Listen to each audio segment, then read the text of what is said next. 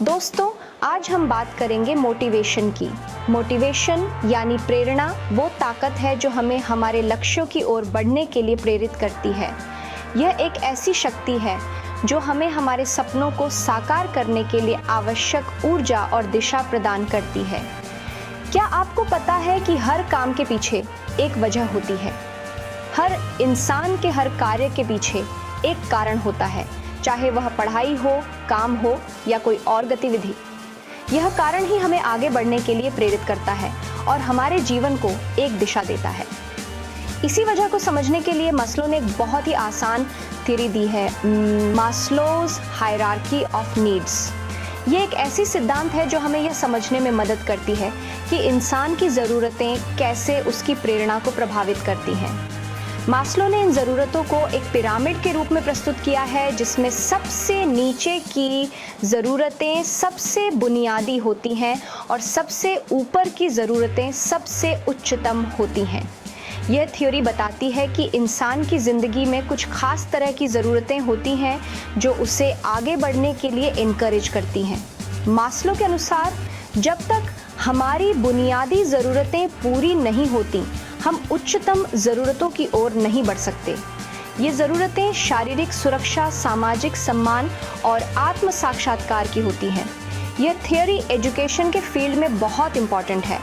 शिक्षा के क्षेत्र में यह सिद्धांत हमें यह समझने में मदद करता है कि कैसे छात्रों की विभिन्न ज़रूरतें उनकी सीखने की क्षमता को प्रभावित करती हैं।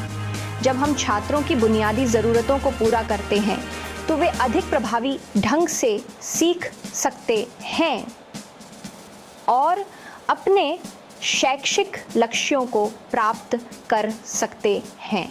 सबसे पहले आती हैं हमारी बेसिक ज़रूरतें, खाना, पानी, नींद, सांस लेना। बिना इनके तो हम जिंदा ही नहीं रह सकते। इन्हें पूरा किए बिना हम कुछ और नहीं सोच सकते। जैसे एक भूखा बच्चा पढ़ाई पर ध्यान नहीं दे सकता। जब शरीर की ज़रूरतें पूरी हो जाती हैं, तब आती है सुरक्षा की ज़रूरत। हमें अपने घर, परिवार, नौकरी की सेफ्टी चाहिए होती है। हमें डर, चिंता और खतरे से दूर रहना होता है। जैसे एक बच्चा जो स्कूल में सेफ महसूस नहीं करता, वह ठीक से नहीं सीख पाएगा। जब हमें सेफ्टी मिल जाती है तो हमें प्यार, दोस्ती और अपनेपन की ज़रूरत महसूस होती है। यह एहसास हमें जीवन में एक स्थिरता और संतोष प्रदान करता है। हमें अपने परिवार, दोस्तों और समाज का हिस्सा बनना होता है। यह जुड़ाव हमें एक पहचान और उद्देश्य देता है। जब हम अपने प्रियजनों के साथ समय बिताते हैं तो हमें एक गहरा संतोष मिलता है। हमें लगना चाहिए कि हम किसी न किसी के लिए इम्पॉर्टेंट हैं। यह भावना हमें आत्मविश्वास और आत्मसम्मान देती है। जब हम जानते हैं कि हमारे आसपास के लोग हमारी परवाह करते हैं तो हम और भी मजबूत महसूस करते हैं। जैसे एक बच्चा जिसे दोस्तों और टीचर्स का प्यार मिलता है, वह स्कूल में खुश रहता है और बेहतर सीखता है। ये प्यार और समर्थन उसे आत्मविश्वास और प्रेरणा देता है। जब बच्चे को यह महसूस होता है कि वह अपने स्कूल समुदाय का महत्वपूर्ण हिस्सा है, तो वह और भी उत्साह से पढ़ाई करता है और अपने लक्ष्यों को प्राप्त करने के लिए मेहनत करता है। इसी तरह जब हम अपने समाज में योगदान करते हैं तो हमें भी अपनापन का एहसास होता है। जब हम दूसरों की मदद करते हैं तो हमें एक गहरा संतोष मिलता है। यह हमें यह महसूस कराता है कि हम भी समाज के लिए महत्वपूर्ण हैं। बुजुर्गों की देखभाल करना, युवाओं को मार्गदर्शन देना और सामुदायिक कार्यक्रमों में भाग लेना, यह सब हमें एक दूसरे के करीब लाता है। यह हमें यह सिखाता है कि अपनापन केवल परिवार और दोस्तों तक सीमित नहीं है, बल्कि यह हमारे पूरे समाज में फैला हुआ है।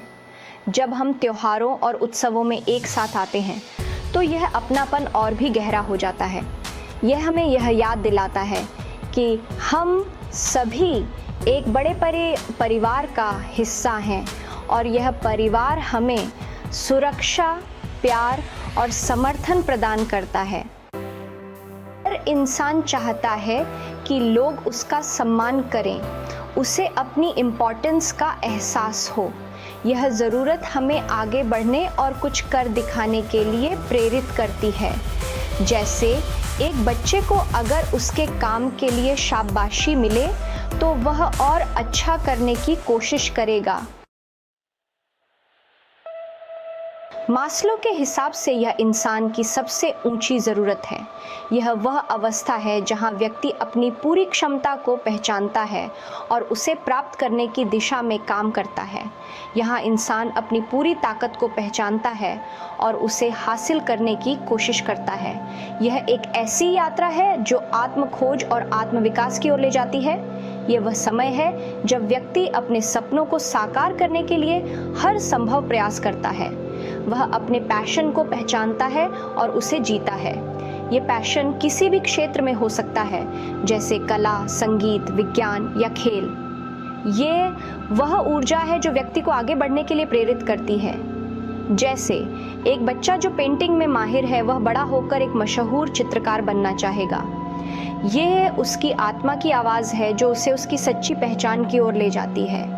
यह पहचान ही उसे जीवन में संतुष्टि और खुशी देती है। खुद को पहचानना और अपने सपनों को जीना ही जीवन का असली मकसद है। मैस्लो की थ्योरी टीचर्स के लिए बहुत इम्पॉर्टेंट है। यह उन्हें बच्चों को समझने में हेल्प करती है।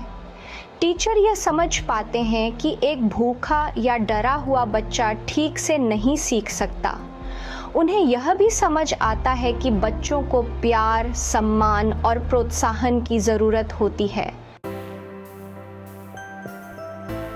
मैस्लो की थ्योरी हमें एक बेहतर एजुकेशन सिस्टम बनाने में हेल्प कर सकती है। हमें ऐसी सिस्टम बनानी चाहिए जो बच्चों की सभी ज़रूरतों का ध्यान रखे। हमें ऐसा माहौल बनाना चाहिए जहां बच्चे सेफ महसूस करें, प्यार और सम्मान पाएं और अपनी पूरी ताकत को हासिल कर सकें। दोस्तों, मास्लो की थ्योरी हमें यह याद दिलाती है कि सीखना सिर्फ किताबों तक लिमिटेड नहीं है। यह तो जिंदगी भर चलने वाली प्रक्रिया है। हमें बच्चों को ऐसी शिक्षा देनी चाहिए जो उन्हें ज़िंदगी के हर पहलू के लिए तैयार करे। ये समझने में हेल्प करती है कि बच्चे कैसे सीखते हैं और कैसे उन्हें और भी अच्छे तरीके से पढ़ाया जा सकता है। जब शिक्षक मास्लो की हायरार्की ऑफ नीड्स को समझते हैं तो वे अपने छात्रों की ज़रूरतों को बेहतर तरीके से पहचान सकते हैं और उन्हें एक सपोर्टिव लर्निंग एनवायरनमेंट प्रदान कर सकते हैं। इस तरह छात्र न केवल शैक्षिक रूप से बल्कि व्यक्तिगत रूप से भी विकास कर सकते हैं। मास्लो की यह थ्योरी न केवल शिक्षा में बल्कि जीवन के हर क्षेत्र में महत्वपूर्ण है। यह हमें यह समझने में मदद करती है कि कैसे हमारी ज़रूरतें और प्रेरणाएं हमारे व्यवहार को प्रभावित करती हैं। जब हम अपनी ज़रूरतों को पहचानते हैं और उन्हें पूरा करने के लिए काम करते हैं तो हम अपने जीवन में अधिक संतुष्टि और सफलता प्राप्त कर सकते हैं। तो दोस्तों, मास्लो की हायरार्की ऑफ नीड्स हमें यह सिखाती है कि हमारी ज़रूरतें और प्रेरणाएं हमारे जीवन के हर पहलू को प्रभावित करती है। यह सिद्धांत हमें यह समझने में मदद करता है कि कैसे हम अपनी ज़रूरतों को पूरा करके अपने लक्ष्यों को प्राप्त कर सकते हैं और एक संतुलित और सफल जीवन जी सकते हैं। आशा है कि आपको मास्लो की यह थ्योरी समझ में आई होगी और आप इसे अपने जीवन में लागू कर पाएंगे। धन्यवाद।